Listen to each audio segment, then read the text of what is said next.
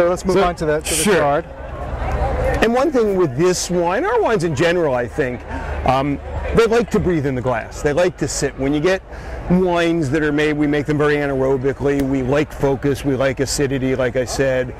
So the longer they sit, in the Chard particularly maybe, loves to sit and open up in the glass. I love tastings when there's several wineries and they're poured in advance. We always show where the big, fatty, real impressive, higher alcohol wines are great right out of the bottle and often fade. And the more focused, tighter wines often are closed up, and half an hour later they're awesome. Yeah, you have to coax the mystery out of the glass. So speaking of which, this is, as you might know, at this event, my partner Steve Dutton and his family are being honored for their many years of grape growing. And this is one of the first vineyards they planted. It's one of the reasons I love it so much is its age. It's called Dutton Ranch Rued Vineyard. It was planted in 1969, so 40-year-old, 41-year-old vineyard at this point. Completely dry farmed. It's kind of in a valley, like off the Valley 4, right off of what's called Parrington Creek in Green Valley. The trunks are this big around. Nice. The trunks are this big around, but the clusters are the size of your fist. You never have to talk about yields being too high because it's just even these old guys are just even every year. It's Gold Ridge sandy loam soil, which is really sandy on top, but there's clay anywhere from 3 to 5 feet down in this case. So the roots go down there, find their water. Right, and they are happy vines. It's just, especially this year, it's unbelievable how beautiful they look. So it's a Chardonnay. You can barrel ferment, stir the leaves, do full malolactic, blah, blah, blah, all this stuff, and it's still all about the fruit. And in the end, it's all, maybe Chardonnay more than Pinot. Everybody loves to talk about Pinot as the grower wine and Chardonnay as the winemaker's wine. It's really the opposite. Because if you think about making a red wine, there's a lot more steps involved. There's, it's all about cap management. How do you extract color from the skins and tannin from the seeds? Whereas with Chardonnay, we almost all barrel ferment it, and in the colder places, we all do full malolactic in many cases. We don't like to filter. There's not as many variations other than the amount of new wood. That's interesting. So the great Chardonnay vineyards, to me, are very transparent back to the place.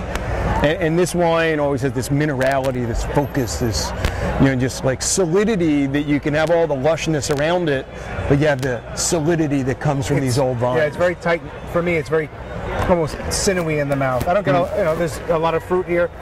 Again, there's not a lot of volume, there's not a lot of fat to this for me.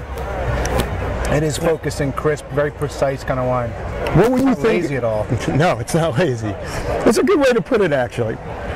What I like, if you think of, the great Burgundies, whether it's a Courtois or a Montrachet or whatever, I'm not comparing again, but there's a phenolic element that we don't talk about in white wines. There's a grippiness to great white wine, a great Gruner, that most California Chardonnays lack, and people call that minerality sometime, and I don't know what that really means. But when you look at these old vines and the really thick skins that come from the dry farm vines, even though you're going direct to press, you get this little tannin element to it.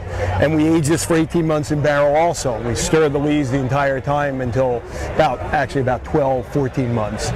But it's still the fruit. You can do that because of this focus that inherently comes from the place. So I really appreciate that there's not a lot of growers who would keep a Chardonnay vineyard this long as the production decreases, and the Duttons are very unique in that regard. You see all these older vineyards being pulled out around because the production levels aren't high enough, and it's partially because they're such good farmers and partially because they have enough different vineyards that they don't need high production from everything. How big is the vineyard?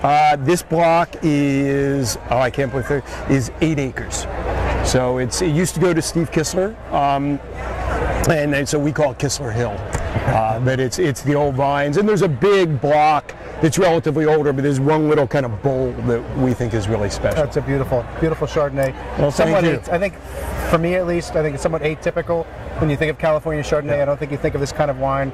You think of something certainly softer. Again, I don't know what the alcohol on this is. 13.4. But yeah, there's no sense of alcohol at all. What I get is you get this tropical note, but you got the focus in the middle that holds it together, so it's not the, so it's not the dominant factor. It's California flavors with with the European sort of texture It's and interesting sensibility. that you say that, because I talk about wines I love from the old world. But California, it's always the fruit's going to be dominant. The fruits, that's right. Yeah, right. Look at the sunshine. When's That's the right. last time it rained? That's right. So, and it's so interesting here because if you think of, if you go to Burgundy in the summer, it's way hotter there. But the nature of the light is different, for better or for worse. It's, you know, just the intensity of sunlight here. It just, you can't explain why, but there's a level of bright fruit that particularly Russian River always produces to me. And why hide it? You know, it's a special, it's the nature of the place. Absolutely. Well, thank you. Dan, the wines are great. Thank you for spending time talking about it with us. Thank you a lot. I appreciate see you it. again. Absolutely.